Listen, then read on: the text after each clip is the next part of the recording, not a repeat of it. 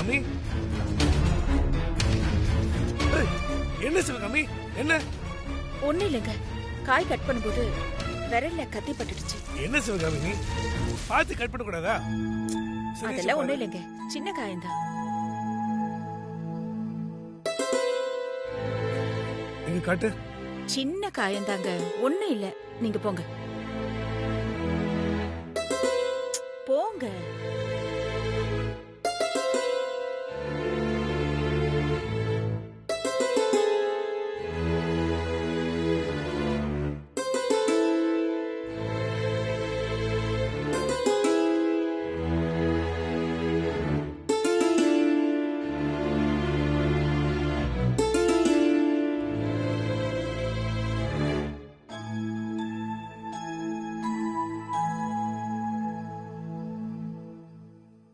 சிவகாமி, காய்கறி கட் பண்ணும்போது கவனம் முழுக்க அதுலதான் இருக்கணும். நீ வேற ஏதாவது யோசிச்சுட்டு இருந்தனா இப்படிதான் ஆகும். என்ன யோசிச்சுட்டு இருக்க நீ? என்னமோ தெரியலங்க, காலையில இருந்து துளசி ஞாபகமாவே இருக்கு. ஒரு மாதிரி எந்த வேலையும் செய்ய முடியாம பதட்டமா இருக்குங்க. வர வர உனக்கு துளசி மேல பயம் அதிகமாயிட்டே இருக்கு. அதனாலதான் நீ இப்படி எல்லாம் யோசிச்சுட்டு இருக்க. ராஜன் நம்ம கூட இருக்கிற வரைக்கும் துளசிக்கு எதுவும் ஆகாது. அவன் நல்லதா இருப்பா. நீ முதல்ல இந்த பதட்டத்தை விடு.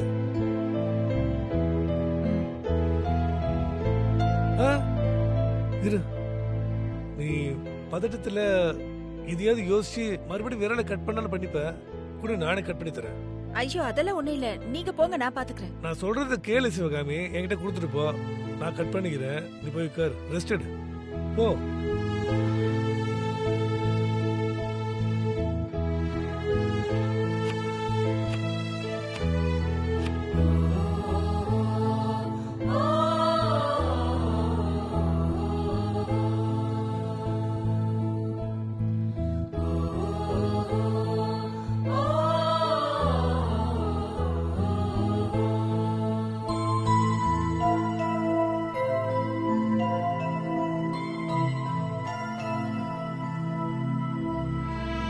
என்ன பொம்பளை மாவ இப்படியா சூடு வைக்கிற அளவுக்கு போறது? நானும் எத்தனையோ பொம்பளைங்களை பாத்திருக்கேன், ஆனா இப்படி ஒரு பொம்பளைய நான் பார்த்ததே இல்ல. நீ யாரு சொல்ற? அந்த ருத்ரா அம்மாவ தானே? சரி விட அஞ்சல. அவளுக்கு அவ தங்கச்சி லக்ஷ்மிய வாழ வைக்கணுங்கிறதுக்காக தான் இப்படி எல்லாம் பண்றா. ஐயே என்னம்மா நீ? நான் ருத்ராமாவ சொல்லல, அந்த பைரவி அம்மாவை தான் சொல்றேன். யாரோ ஒருத்தி சொன்னா அவங்களுக்கு எங்க போச்சு புத்தி? இப்படியா சூடு போடணும்னு யோசிப்பாங்க? அஞ்சல, பைரவி அம்மாவை குத்தம் சொல்லாத. அவங்க ஒன்னும் நீ நினைக்கிற மாதிரி மோசமானவங்க இல்ல. என்னம்மா நீ இவ்ளோ அப்பாவியா இருக்க? அந்த பைரவி அம்மா விஷம், அவங்கதான். ஏய் போதும். இனிமே பைரவி அம்மாவை பத்தி ஏதாவது பேசுன போய் எனக்கு ஆயில்மெண்ட் எடுத்துட்டு வா போ. நான் ஏதாச்சும் தப்பா பேசியிருந்தா என்ன மன்னிச்சிருங்கம்மா. உங்களுக்கு சூடு வச்சத பார்த்து என் மனசு தாங்கல, அதனாலதான் அப்படி பேசிட்டேன். இந்த காலத்துல பெத்த பொண்ணே அம்மாக்கு சப்போர்ட் பண்ணி பேசுறது இல்லம்மா. ஆனா நீங்க அந்த பைரவி உங்களுக்கு அத்தையா இருந்தாலும் அவங்க செஞ்ச கெடுதல் எல்லாம் மறந்துட்டு அவங்களுக்கு சப்போர்ட்டா பேசுறீங்க. உண்மையிலேயே உங்களுக்கு பெரிய மனசுமா. இது சாப்பிடுங்கம்மா. எனக்கு வேண்டாம். நீ போய் ஆயில்மெண்ட் எடுத்துட்டு வா போ. சரிங்கம்மா.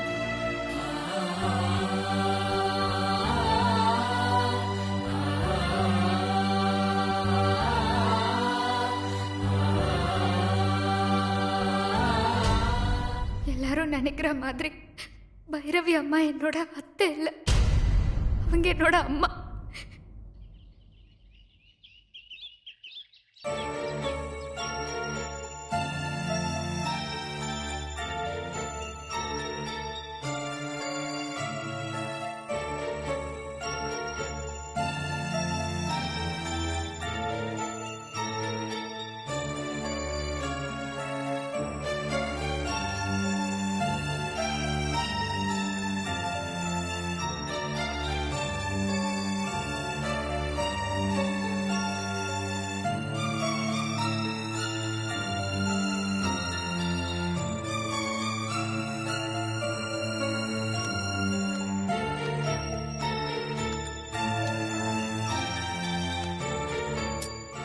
மாமா, நீங்க என்கிட்ட ஏதோ தனியா பேசணும்னு சொல்லி இங்க கூட்டிட்டு வந்தாரு மாயக்கண்ணா அண்ணன்.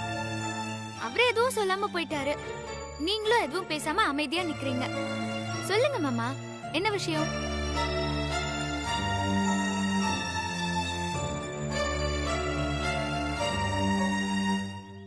துளசி,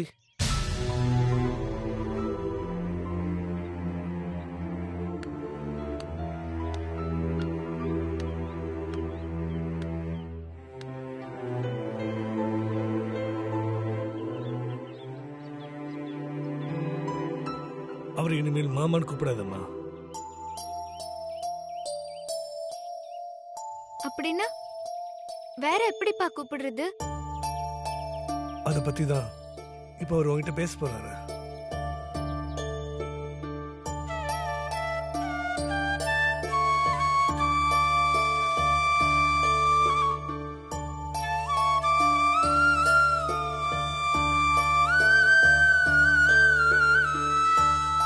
துளசி, உண்மையிலே அவர் உனக்கு என்ன முறை வேணும்னு தெரியுமா?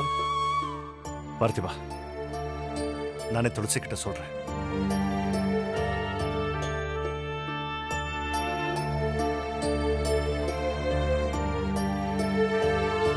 துளசி,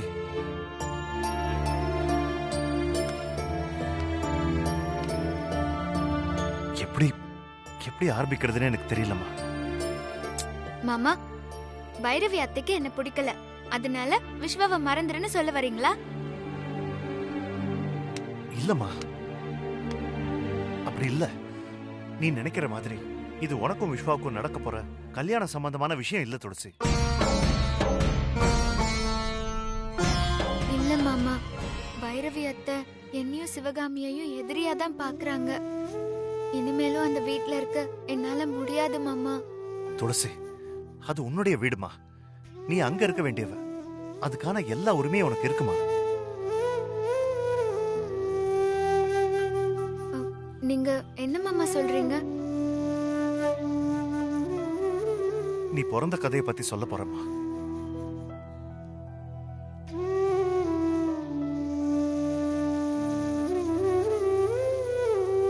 பகவத்கீதை பிறந்த கதை உனக்கு தெரியுமா துளசி?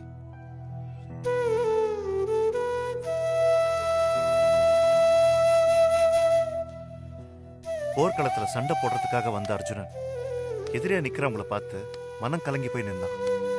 ஏன் தெரியுமா?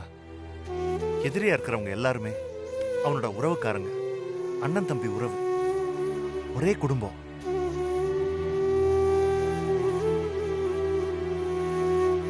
போர்க்களத்துல சண்டை போட முடியாம நிக்கிற அர்ஜுனனோட மனநிலைமையில தான்மா நானும் இப்ப இங்க நிக்கிறேன்.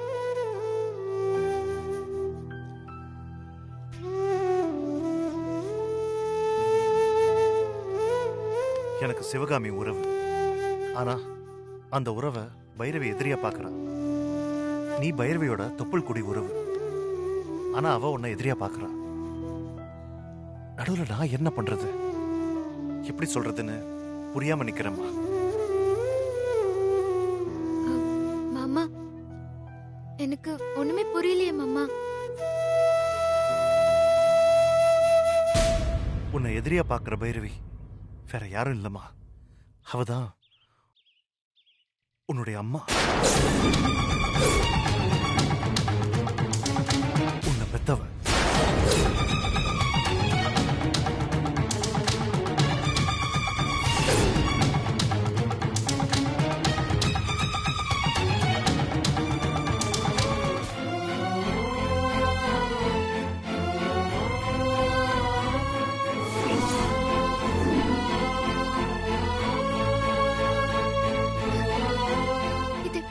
நடந்திருக்க முடியும்? நான் சிவகாமியோட மகள் இல்லையா? அப்போ விஸ்வா யாரு?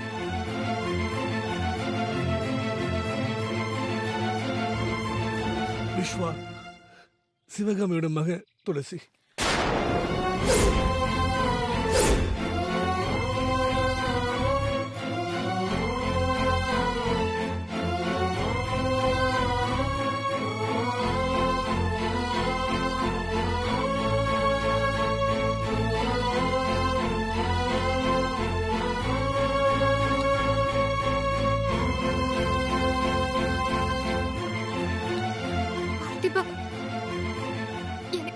தலைய சுத்துது. இத்தனை வருஷம் கழிச்சு இப்படி ஒரு விஷயத்த சொல்லி ஏன் என்ன இப்படி குழப்புறீங்க? எனக்கே இப்பதாம்மா எல்லா உண்மையும் தெரியும்.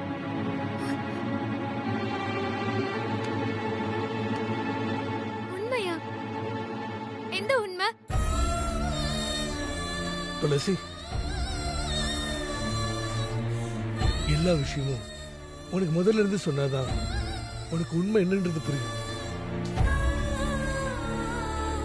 பைரவி சிவகாமியும் ஒரே நேரத்துல கர்ப்பமானாங்க. அதுலயும் பிறந்த ஆம்பளை பிள்ளை தான் பிறக்கணும், அப்படி பிறக்கலன்னா உயிரை விட்டுருவேன்னு பைரவி பிடிவாதமா சொன்னான்.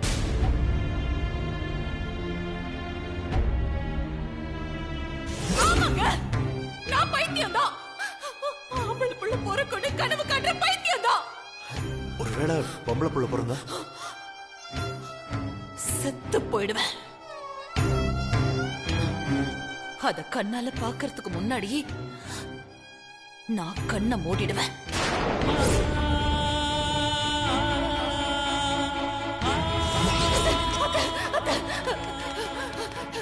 எனக்கு ஆம்பளை புள்ளதானே பிறக்கும். கவலையே படாதம்மா, உனக்கு ஆம்பளை புள்ளதான் பிறக்கும்.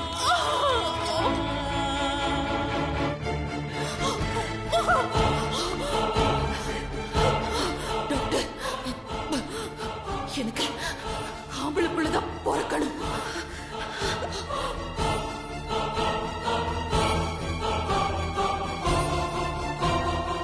விதி விட்ட வழி. பைரவிக்கு நீயும் சிவகாமிக்கு விஸ்வாவும் பிறந்தீங்க. ஏசியோட மருமகனே, ஏய் நீ தீசி ஆயிடுறா.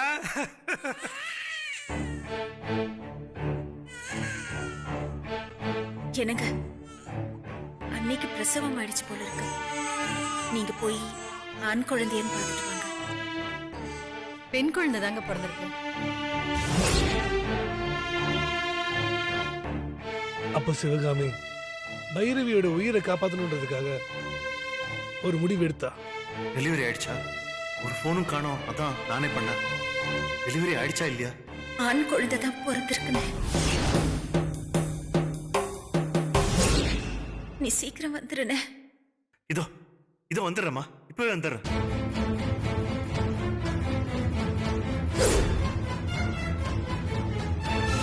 சிவகாமி, இதுக்காக அப்படி சொன்ன? பெண் குழந்தை தானே,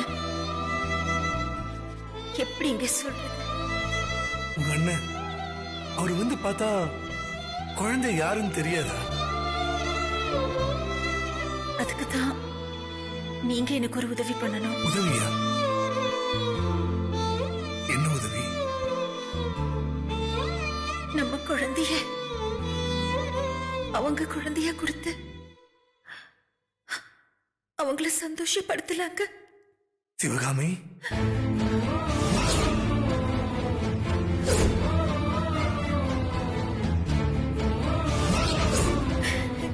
என்னால முடியலங்க. இது பாரு சிவகாமி, இது புண்ணியம். இது செய்யறதுக்கு நாம உங்களுக்கு கடமைப்பட்டிருக்கோம்.